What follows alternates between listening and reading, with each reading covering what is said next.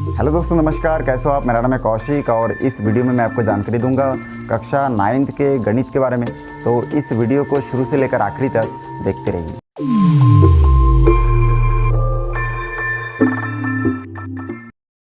दोस्तों, इस वीडियो में मैं आपको जानकारी दूंगा प्रश्न वाले 6.1 के बारे में। तो इसमें देखिए, प्रश्न लिखा हुआ है कि निम्नलिखित सवालों में प्रयुक्त अक्षरों A B X Y Z L M के मान ज्ञात कीजिए। अब इसमें जो लिखा हुआ है, ठीक है, एल एम और एन का मान ज्ञात करने के लिए कहा गया है। अब इसमें देखिए, कोई भी प्रश्न में अलग अलग हो सकता है। किसी में ए का प्रयोग हुआ है, किसी में बी का, किसी में एक्स का, किसी का वाई का, किसी में जेड का। तो इस प्रकार से हम लोग देखेंगे कि जिस प्रश्न में जिस अक्षर का प्रयोग किया गया है उसका मान हमको ज्ञात करना है। तो देखिए, ये जो पहला प्रश्न है ये जोड़ना है इन दो बी ए और 33, और इसमें आंसर दिया है 1 2 बी। तो इसमें ए और बी अक्षर हमको दिख रहा है, मतलब हमको ए और बी का मान ज्ञात करना है। तो देखिए, अब ये तो ना तो हम लोग ए और 3 को आपस में जोड़ सकते हैं, इन दोनों को ना तो जोड़ सकते हैं और ना ही इन दोनों को जोड़ के इतना ला सकते हैं। तो हम लोग क्या करेंगे उसको ध्यान से देखते रहिए।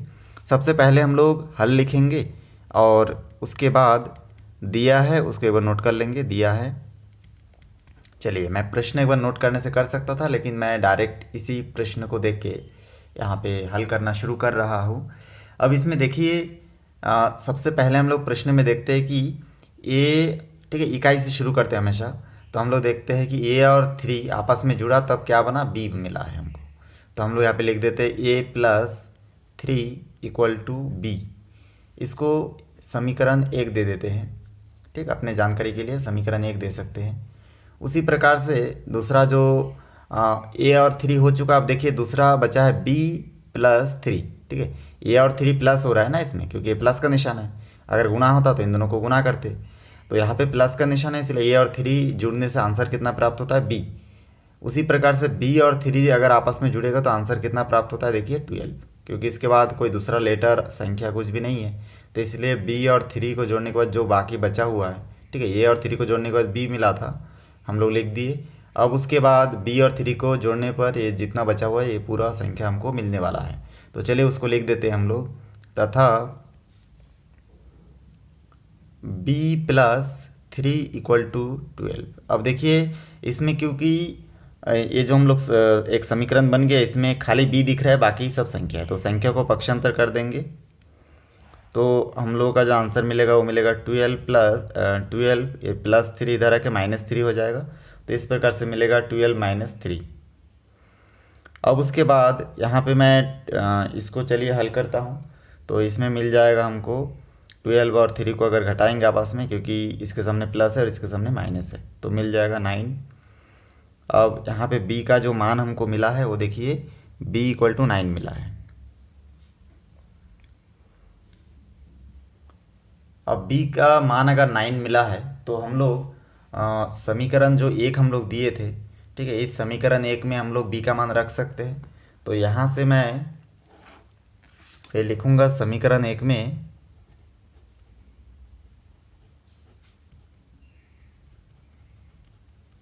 b का मान रखने पर,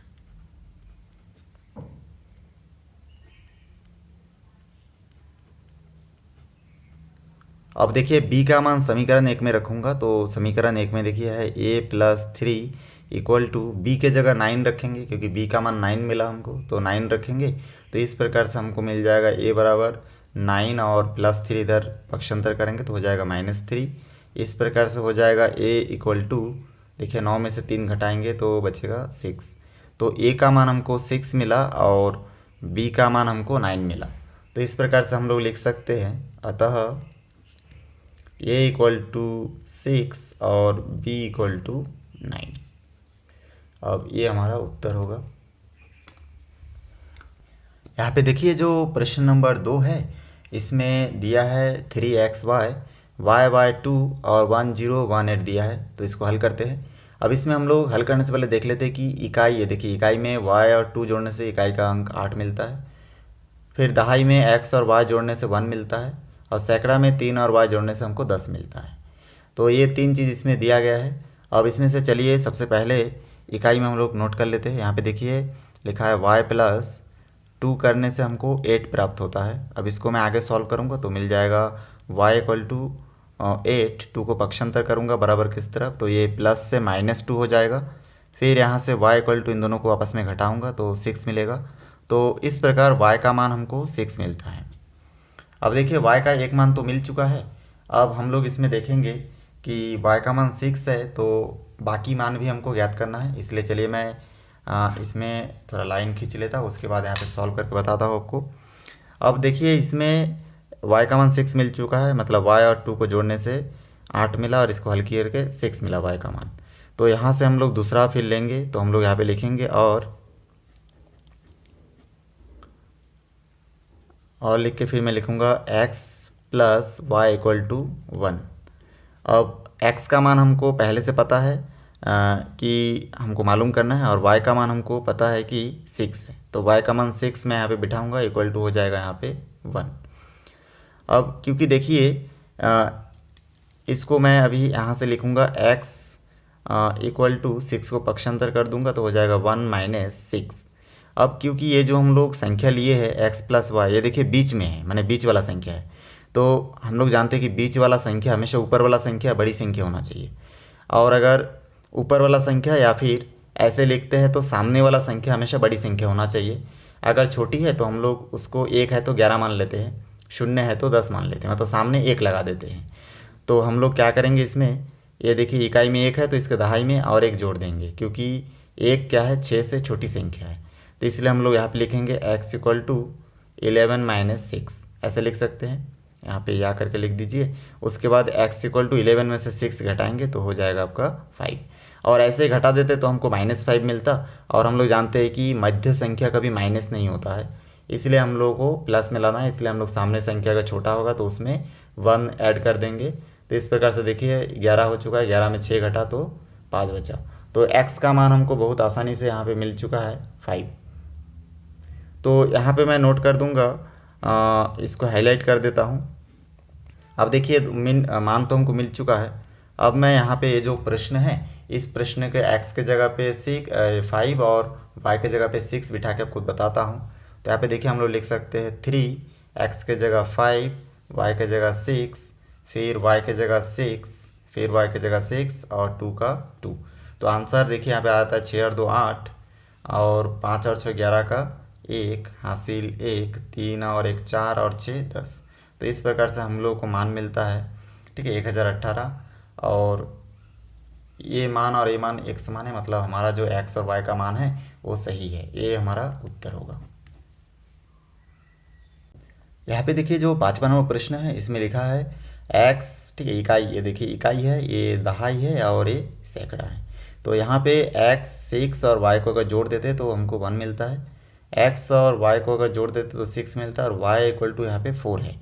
मतलब y का मान जो है डायरेक्ट हमको दिख रहा है कि 4 है, क्योंकि इसके ऊपर कोई भी दूसरा संख्या भी नहीं है और कोई अक्षर भी नहीं है। इसलिए हम लोग इसको आसानी से सॉल्व करने के लिए क्या करेंगे कि सबसे पहले जो मान ऑलरेडी दिया हुआ है उसको लिखेंगे। तो यहाँ पे हमको दिख रहा है y इक्वल टू 4, ठीक है। सैकड़े के स्थान पर देखिए इकाई दहाई सैकड़ा, तो सैकड़ा के स्थान पर y इक्वल टू क्या दिया है 4 दिया है, तो मैं लिख दिया हूँ। तो इस प्रकार से y का मान हमको क्या मिल चुका है 4, बिना हल किए। अब उसके बाद हम लोग इसमें से कोई एक मान ले लेते हैं, इकाई का चलिए ले लेते हैं। तो यहाँ पे मैं लिखूँगा और x प्लस 6 प्लस वाई इक्वल टू 1, ठीक है। ये तीनों को जोड़ने से कितना मिलता है 1 मिलता है। तो यहाँ पे मैं x लिखूँगा और 6 का 6, y का मान हमको पता चल गया है इसमें देख के कि सैकड़ा के स्थान पर y इक्वल टू 4 है डायरेक्ट। तो इस प्रकार से y के जगह पे 4 इक्वल टू हम लोग लिखेंगे 1। इसको मैं सॉल्व करूँगा तो हो जाएगा x प्लस 10 इक्वल टू 1। तो यहाँ पे मिलेगा x इक्वल टू 1, 10 को पक्षांतर करूँगा तो हो जाएगा -10। तो इस प्रकार से यहाँ पे देखिए मैं आपको दिख रहा होगा x इक्वल टू 1 का 1, 10 को पक्षांतर के तो -10। तो हम लोग लिखेंगे x इक्वल टू, अब इससे पहले आपको बता चुका था कि संख्या के बीच वाला संख्या कभी ऋणात्मक नहीं हो सकता, ठीक है, धनात्मक ही होना चाहिए। तो इस प्रकार से यहाँ पे हमको जो मान मिलेगा वो देखिए आपका 1 माइनस 10 है। तो 1 में 10 क्या है माइनस नहीं हो सकता, ठीक है। इस प्रकार से यहाँ पे हो जाएगा आपका इसको हम लोग 11 मान लेंगे, तो यहाँ पे हम लोग को मिल जाएगा 1। तो देखिए यहाँ पे x इक्वल टू हमको मिल चुका है 1।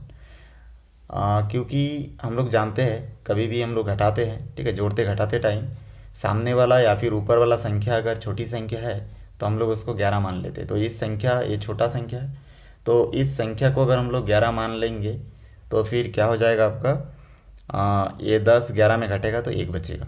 तो इस प्रकार से आप इसको 11 भी लिख सकते हैं, ठीक है। तो 11 माइनस 10 इक्वल टू 1।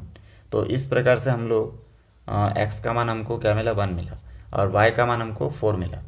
तो इस प्रकार से दोनों मान हमको प्राप्त हो चुका है। अब हम लोग यहाँ पे नोट कर सकते हैं,